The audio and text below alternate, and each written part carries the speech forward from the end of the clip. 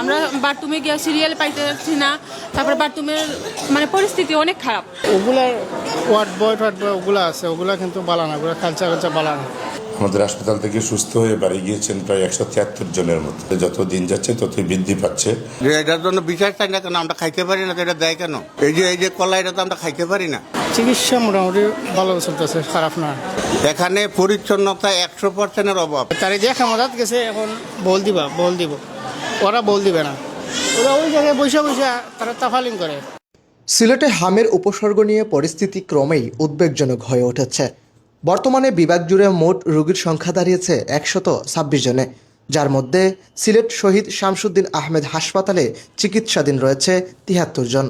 তবে চিকিৎসা সেবা মোটামুটি সন্তোষজনক হলেও রোগীর স্বজনরা পরিবেশ নিয়ে নানান অভিযোগ তুলেছেন। তাদের মতে ওয়ার্ডগুলোতে অস্বাস্থ্যকর পরিবেশ বিরাজ করছে এবং অনেক ক্ষেত্রে একটি মাত্র ওয়াশরুম ব্যবহার করতে হচ্ছে বহু রোগীকে।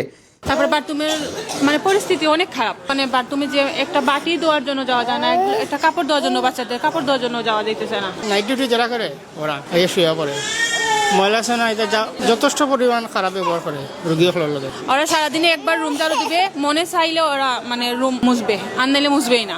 গত আজকে 6-7 দিন যাবৎ ভর্তি আছি। আমার বাচ্চা এখন স্টেবল না। আজকে ডাক্তাররা সিগারেটে ফেলেছে, আমি এখনো সুষ্ঠু চিকিৎসা পাই নাই। আমার ছাত্র নিয়ে আমি আসছি, এখন আমি নিজে আক্রান্ত হয়ে গেছি। পরিষ্কার পরিচ্ছন্নতা অভাবে আমরা বাথরুমে যেতে পারি না। একটা বাথরুম আমরা সিরিয়াল পাই না। আর আমরা পরিষ্কার, আমি 2 দিন ধরে যত ময়লা আবর্জনা আমি পরিষ্কার করি, আক্রান্ত হয়ে গেছি। 100 শয্যার এই হাসপাতালে পরিষ্কার পরিচ্ছন্নতা নিয়ে প্রশ্ন উঠেছে। বিশেষজ্ঞরা বলছেন, সঠিক চিকিৎসা ও কার্যকর পদক্ষেপ নিলেই এই পরিস্থিতি নিয়ন্ত্রণে আনা সম্ভব। বাংলাদেশের অনেক জেলার না সিলেটেও হামের প্রকোপ বৃদ্ধি পাওয়ার পরিপ্রেক্ষিতে আমরা সিলেট শহীদ শামসুদ্দিন আহমেদ হাসপাতালে সাসপেক্টেড মিজিলস আইসোলেশন ওয়ার্ড চালু করেছি। তারপর থেকে আসলে এখানে সর্বমোট রোগী ভর্তি হয়েছেন 261 জন। আজ ভর্তি আছেন 73 জন। আপনারা জানেন ওসমানী মেডিকেল কলেজ হাসপাতালের PICU, যেটা মিজিলস ডেজিগনেটেড, ওখানে রোগী ভর্তি আছেন এই মুহূর্তে 9 জন। পর্যন্ত এখানে আসলে রোগী রেফার্ড হয়েছে প্রায় 15 জন।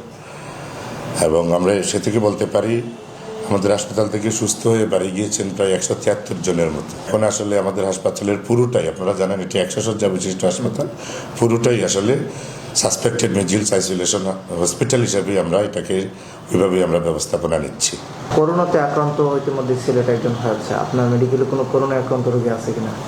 না, এই মুহূর্তে আসলে COVID-19 আক্রান্ত আসলে কোনো রোগী আমাদের হাসপাতালে ভর্তি নেই। তবে এখানে একটি ভাবিয়ে তোলার মতো একটি দৃশ্য আমাদের চোখে পড়েছে। এখানকার যে পরিবেশ, সেই পরিবেশ নিয়ে প্রশ্ন উঠেছে। এখানে রোগীর স্বজন যারা আছেন তারা এখানে অভিযোগ করছেন যে এখানে অস্বাস্থ্যকর পরিবেশ রয়েছে এবং এখানে স্বাস্থ্যসম্মত যেই ইয়েটা রয়েছে, স্বাস্থ্যসম্মত যে ওয়াশরুমের ব্যবস্থাও কিন্তু এখানে কিন্তু খুবই কম। এই ওয়ার্ড অনুযায়ী এখানে একটি ওয়াশরুম রয়েছে, যে কারণে এখানকার রোগীরা কিন্তু সেই ভোগান্তির শিকার হচ্ছে। এবং সিলেটে যে হামের প্রকোপ সেটি কিন্তু বেশ এবার কিন্তু চোখে পড়ার মতো দেখা যাচ্ছে। তবে সময় বাড়ার সাথে সাথে রোগীদের সংখ্যাও কিন্তু বেড়ে যাচ্ছে। এই ছিল আমার কাছে সিলেট থেকে সর্বশেষ খবর।